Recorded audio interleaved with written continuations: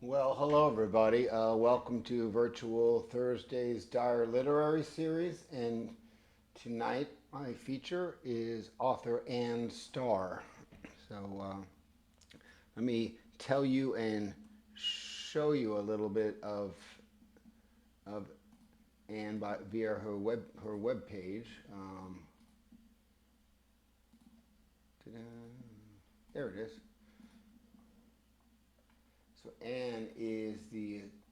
Ann's book, North on 101, has just been made into an audio book. It'll be available soon. Um, and there's some great accolades from folks such as Lawrence Kessinich, Margot Livesey, Mary Bonilla, Catherine Parnell. And you can find out more about Ann Starr at Ann with an E, two R's, Ann Starr, one word, dash, writer.com. So without any further ado, I'm going to turn it over to Ann. She's going to read a little bit for us. Thank you, Tim. It's wonderful to see everyone here. Thank you for being here. So, what I am going to do is I sort of smushed together a bunch of the beginning to kind of set the stage for the book. So I'm going to read from that. So this is written in journal form mostly and interspersed with flashbacks and things like that. So I'm starting with a journal entry. I am summoned, December 2000. Mansfield's voice makes me go still. I realize I'm about to step forward on a path I cannot bear to take. It's the end of 2000. The world has not fallen apart as predicted, but my equilibrium is slipping away. I listen the way an animal in danger goes quiet to scan his environment. Everything recedes. I am listening to the disintegration of my own life. My brother is matter of fact on the other end of the line. The tests show cancers throughout the belly now, he says. Likely dozens, a whole matrix of cancers in and out of the intestines. His mind plays lightly between fact and reflection. There's a way to die with grace, he says, to be delighted like setting foot in a new country. A moment of wonder enters his voice like sunshine coming from this picture he has just drawn. Then the pain is incredible. My stomach bloats and tightens like a balloon. Treatment is no longer recommended. He pauses. My days are numbered, he says, his voice weary, like it was an old fact, no longer interesting. His voice goes on, filling the line between us, sparing me having to respond, telling me he knows there no longer is a response. His beloved daughter, Emma, who is home from college on vacation, will be going back to school in a few days. Another meeting is scheduled with Dr. Pond in a few weeks. Then he asks if I will come take him to this appointment. I am jostled from my listening. Yes, of course, I say. That I'm in Boston, 3,000 miles from where he lives outside of San Francisco, doesn't register. His West Coast family of friends is all around him there, and any one of them would have been happy to drive him the few miles between Mill Valley and San Rafael. But he is asking me. I know this is a summoning. I know to say yes, as though sealing an agreement we have from before time that is now coming due. I tell him I will be there. When I get off the phone, I hold tight to this one thing I can do. I rearrange my schedule, I book flights, I prepare for being away, but there's another deeper rhythm at work. I want to balk and run. If I could just do that, maybe this would not have to be happening. My reluctance lies low in my belly, registering as a constricting weight. Mostly I keep it in abeyance, but it catches me unawares, a momentary dread, or a pang of sorrow so deep it is as if the ground falls out from beneath me. I am a stranger, February 5th, 2001. I call Mansfield from my friend's house to let him know I'm on my way. I find the key where he said it would be, under a wooden toy beneath the purple potted flowers. Even in the thicket of my anxiety, I feel a faint pang of delight at seeing flowers outside in February. When I push open the door, I find a large mattress piled high with pillows in the middle of the living room floor, and him, a barely discernible mound beneath a comforter in their midst. I tiptoe to his side, crouch over, touch his shoulder, and call his name. He struggles to come to, turns and lies for a moment, staring up at the ceiling. He blinks up at me. "Are you the nurse?" he asks. I say, "No, it's me, Anne, your sister." I tell him I had spoken to him only 30 minutes before. There is no recognition. He rouses himself, sitting to rest for a moment on the edge of the mattress, then pushes himself up. He weaves his way down the short hall, touching both walls alternately to steady himself, and turns into his old bedroom. A calendar lies open on his desk, filled with his blocky writing. We stand over it. "Tell me what day it is," he says. "It's February 5th, I say. He runs his finger over the days. "Anne's coming at 11, he says, pointing at my name. "Okay," I say. "I have to lie down now," he announces, and turns and makes his way back down the hall to his bed. He crouches, slides under the comforter, and covers himself until only the top of his head shows, and then he is gone. I stand alone in the middle of the room. A pale light filters through the curtains. I see my place, February 6th. We hold a meeting convened by the hospice nurse, Margaret, who declares Mansfield too weak to go to the doctor's appointment for which I'd been summoned. He still regards me warily, as though there's some familiarity, but he can't quite place me. His politeness makes me feel a stranger to myself. But he's up, sitting on one of the rolling office chairs as if holding court. I can see that his friend's attention delights him, like an elixir that brings him alive. Fran chides him about getting into accidents and worrying everybody. Mansfield looks sheepish.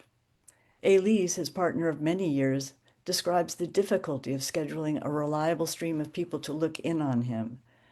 Her lilting southern voice makes the litany sound easy, but she has carried the burden and worry of it for a long time. Margaret finally speaks. She says a regimen can be constructed that could manage the nausea, manage the pain, and promote equilibrium and comfort, but it has to be adhered to throughout the day and night to be effective. Skipping doses, then drinking from the bottle, rather than meting out the prescribed milligrams, leads to chaos. The hallucinations Mansfield insists are grand mal seizures, forgotten pots dry burning on the stove, loss of coordination and the danger of hurting himself, the inability to reliably do something as simple as insert a key into the door or make a telephone call. I feel my attention recede from the conversation. It rises up and hovers over me as though I can see the whole gathering from above, as though I'm both in it and outside it. Though it never occurred to me before, I see that I will live there and take care of my brother. I see it merely as a matter of having reality find its way into alignment with this knowing. At some level, it has already done so. I have no idea how I will accomplish it, but uncharacteristically, I know that doesn't matter at all. I announce that I will come live there, and I immediately feel the shape of the room change, the first falling into place. While this represents a seismic change for me, the conversation moves on matter-of-factly to the immediate issue of needing to get Mansfield onto a regular regimen. The next day, I take the flight home to Boston, still with this sense of directing myself from above, where everything is already clear and certain. I pay scrupulous attention to what is right in front of me, moment by moment. I say what I want again and again, and I have the sensation of holding a space open to any possibility of fulfilling it, like a fisherman casting a wide net and knowing there will be a catch. I know the right thing will come just ahead. Sorry. I know the right thing is just ahead and will come, and that I will recognize it even if it surprises me. There's a feeling of urgent imperative and of absolute calm. and the sense I am working on this effortlessly in every conversation, every action, even as I go about my routine day, even as I sleep. Wow, thank you, Anne. That was a tremendous reading. And you read so well. Thank you. When my question is, at what point did you decide to write this book? Did you have an idea to write it while the events were unfolding, or was it something that like you needed to reflect upon and be and have that moment like I can put this down on paper? I did a fair amount of emailing during the time I was there, so I captured some of what was going on when I was there, but I certainly didn't have that idea. I was in a class with someone the very next year. So this takes place in 2000, well, obviously 2000, 2001. So, my brother was dying in his very early 50s. And this person leading the class asked us to write something about someone who had died because he wanted to include it in a book he was reading. And that I did 2 pages at that time, and that's what it's just like it just it just came and more came and more came and that was it. But it did take me, as you can see, many years to get through it. Well, I mean, it's such a difficult and personal subject matter. Can you describe the difficulty level of writing the book? And was there any times that you needed to take a break or have a pause because it just was too emotional for you? It's not that it's interesting. I mean, it was almost like the reason I had to write it was because it was so emotional. And as Lawrence will attest, who served as a very lovely editor twice, I ended up putting it in a drawer and closing the drawer sometimes for years at a time, just because I thought it was no good. So it was a wrestling, an interior wrestling that way. Uh, what parts of your brother's life or parts of the book were easy to write and which were the most difficult? That's an interesting question. I mean, he was a very vivid character, and he had a very interesting life of being an artist in the. I think he arrived in San Francisco the year before the Summer of Love. So there's a lot of theater in the story about him, and he was himself quite a vivid and intense character. So there was a lot to write there, and he was surrounded by this family of friends out there that was just incredibly vivid and intense and had many stories associated with. And he spent some part of his life wanting to be a writer as well. So he was always telling stories, and I would get the stories in the mail, these huge reams and things like that. So there was a lot of material that way. Um, when, as writers, very often you hear, the book's never done, even when it is done. So, what do you regret leaving out? What would you have done differently in the setup of the book as well? That's pretty interesting. Yeah, there are a lot of layers to that. One is there's some pretty revealing and very personal stuff about my mother there that I have this urgency to write something else about her to prove that wasn't the whole story. So that's one thing. And yet I felt like it was gave some sense of his why his trajectory was what it was. So I felt like it was important to be in there. What else? What do I wish I had added in or not? Yeah, Or yeah. What would you have done differently, also in the writing process or in the arc of the story? Is there anything that especially thinking about things you might have left out? oh, that's so hard. I don't think there's anything that I left out that I don't feel an urgency about going back to it. Um, so yeah, I guess that's how I'll answer that question. Well, most of the interactions with your brother, you were one on one with him in a single room, and And basically, that Yeah. makes it for a memoir. That makes nice little signposts to go back to, and then you can reflect and move. Yeah. But having that setting when you're spending time with him, did that help? Was that conducive to the stories, to the writings, to the memories, and maybe even his, maybe even his ability to come up with things for you? That's interesting because I think because it was so intense. I mean, there were times when I was there that I thought I might be going crazy because it made for such a small world.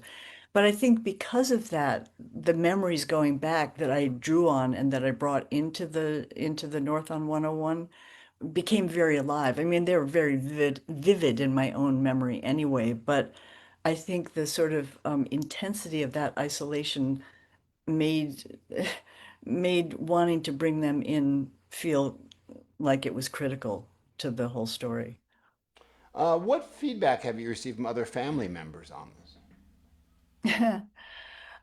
Well, I can boot your brothers in here. I can boot them out of the room if you want to talk. I did well, yeah, yeah. I mean, I think he was one of the first I asked, and I said, "Oh, so what do you think?" And he said, "Yep," or no, that was actually anyway. So, David, would you like to speak right now?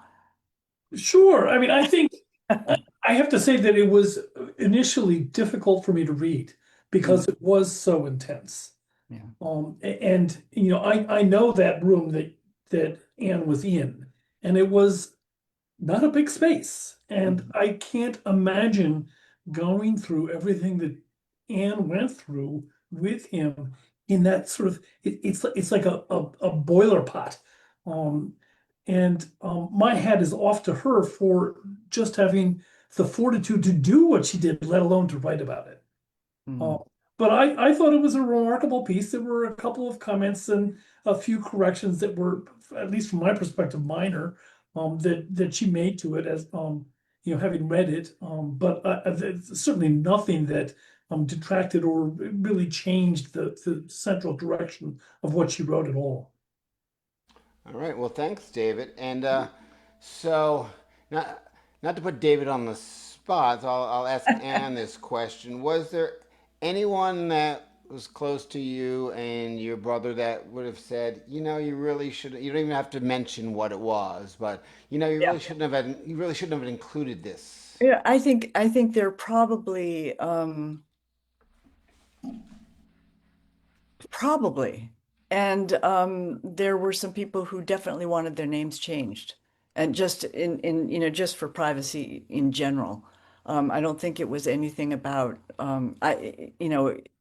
it was more about just not wanting to be exposed in a public sense in with that association. What about the flip side?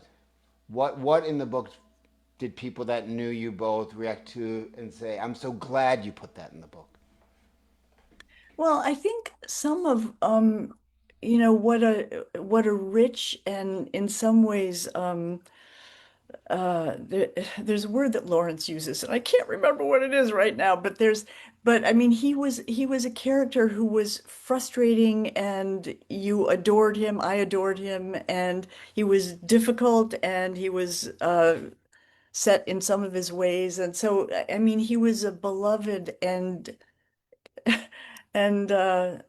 it took a lot to wrestle with him in a way.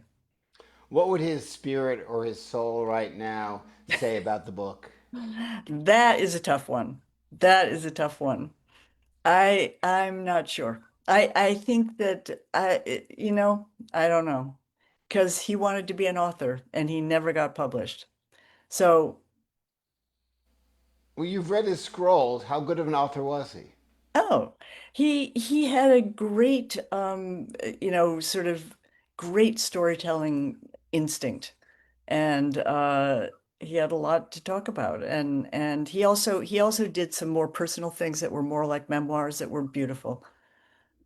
So, yeah. All right, is this a question? I keep it. All right, I'm wondering if this is a question in the chat. Whatever it is, I am going just to read it as a comment or a question.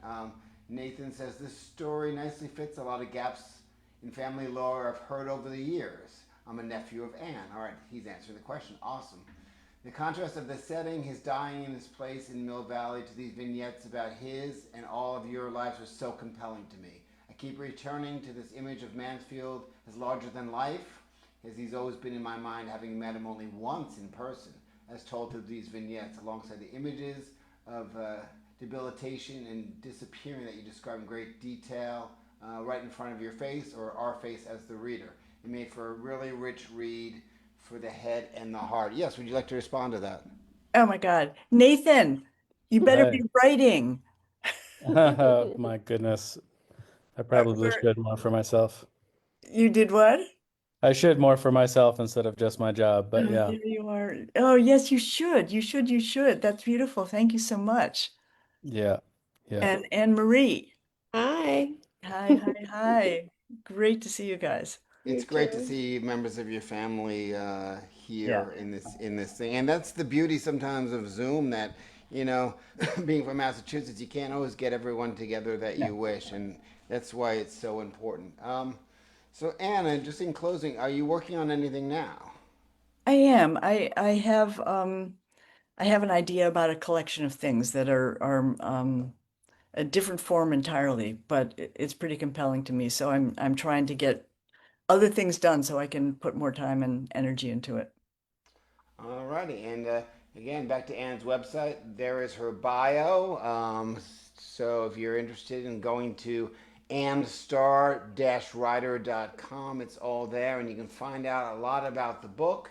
And it's available. You can order it in your local bookstore. You can ask for it, and or ask for it in your library. That's helpful to authors as well, and as well as ordering it at your favorite online sites. And thank you so much. Tim, thank you so much. It's been great to chat with you. And thank you everyone in the audience. And there's some people that are streaming that we don't see. They're on. I sound like they're on the Facebook. I almost said they're on the Facebook. So thank you for watching. And I'm going to close out the stream now. If you'd like to come in for the open mic, please use the link that's posted in the event, and come in for the open mic.